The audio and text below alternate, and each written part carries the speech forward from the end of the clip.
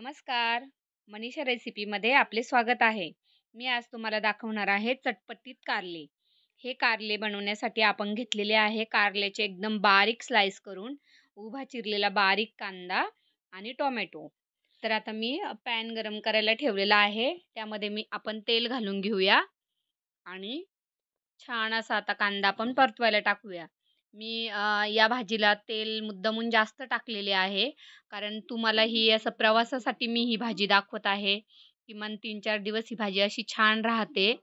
म्हणून जरा जास्त तेल असेल तर ती भाजी खराब होणार नाही. पहा तुम्ही तेलामध्ये मस्त कांदा एकदम फ्राय होतोय. त्यावर आपण घालून घेतली आहे हिरवी मिरचीचं ठेचा आणि लसूण आणि आल्याची पेस्ट. आता हे सर्व आपल्याला छान परतून घ्यायचं आहे आणि त्यानंतर आपल्याला हे बघा लालसर गोल्डन कलरचा कांदा आपल्याला करून घ्यायचा आहे आणि नंतर वरून मी टोमॅटो घालून घेत आहे.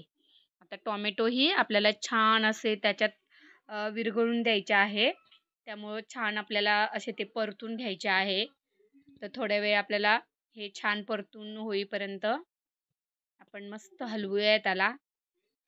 मी त्यासाठी तेल जास्त घातलेले आहे कारण तेलामध्ये ते व्यवस्थित परतले पाहिजे. जर ते व्यवस्थित परतले नाही तर मग भाजी लवकर खराब होईल. म्हणून आपल्याला पहिलं टोमॅटो आणि कांदा जास्त चांगला परतून घ्यायचा आहे.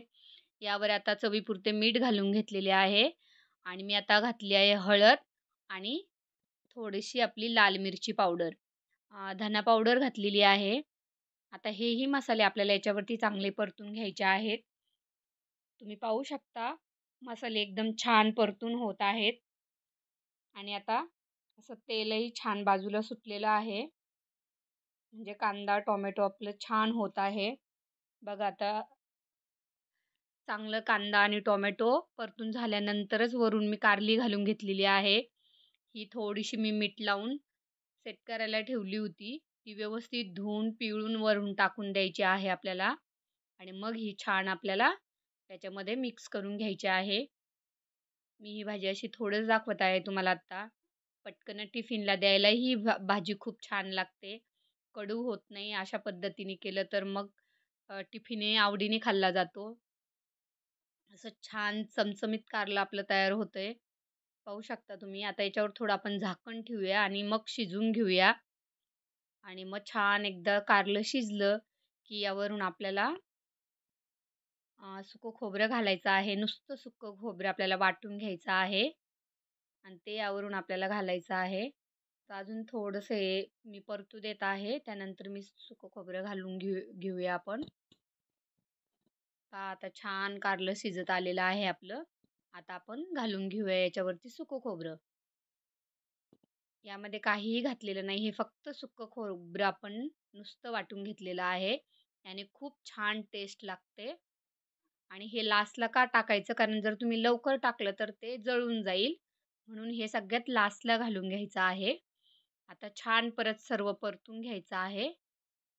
आता आपली भाजी 90% झालेली आहे ही. थोडंसं एकदा छान फ्राय झाली की ती आपल्याला गॅस बंद करून आता पहा भाजी आपली रेडी झालेली आहे. मी कोथिंबीर घालून पण थोडीशी एकदा हलवून घेते म्हणजे कोथिंबीरही अशी ड्राय होऊन जाईल त्याच्यामध्ये व्यवस्थित. आणि आता आपली भाजी पूर्णपणे रेडी झालेली आहे. की तुम्ही आरामशीर 3-4 दिवस कुठेही प्रवासात घेऊन जाऊ शकता. खराब होत नाही आणि पटकन तुम्हाला टिफिनला द्यायलाही रेडी होते. हा व्हिडिओ तुम्हाला कसा वाटलाय मला नक्की कमेंट करून सांगा. शेअर करा, सबस्क्राईब करा आणि असेच नवनवीन व्हिडिओ माझे पाहत राहा.